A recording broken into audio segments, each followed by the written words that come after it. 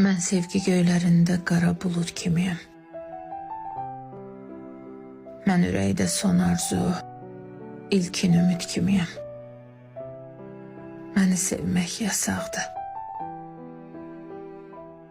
Dərdlə qəmlə qalmışam ömrün ötən köçündə. Mən yaşaya bilmədim bu dünyanın içində. Dünən də beləydim, mən beləyəm bugün də. Məni sevmək yasaqdır. Məni sevmək boş xəyal, məni sevmək ümidsiz. Birdən xəbərim olmaz, çaşıb məni sevərsiz. Məni sevmək yasaqdır. Göydən yerə boylanan mələklərdən qaçıram. Eşq yolunda saralan çiçəklərdən qaçıram.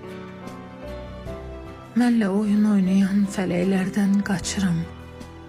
Məni sevmək yasaqdır. Ruhumda gəzdirmişəm sevgi adlı əzabı.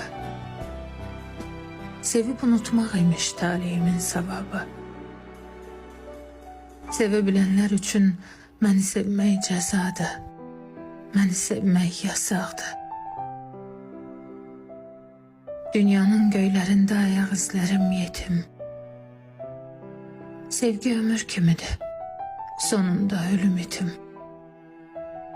Niyə qulaq asmadın? Axı mən sənə dedim, məni sevmək yasaqdır. Hər əvvəlin bir sonu, yəqin ki sonum çatıb.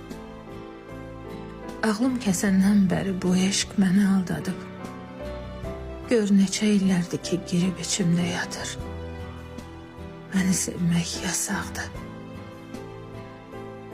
Eşqimin son mənzili bir otaqlı olacaq.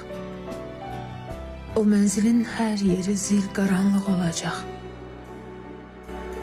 Məni sevməyin sonu ya edamlıq olacaq, ya da özün bilərsən. Məni sevmək yasaqdır.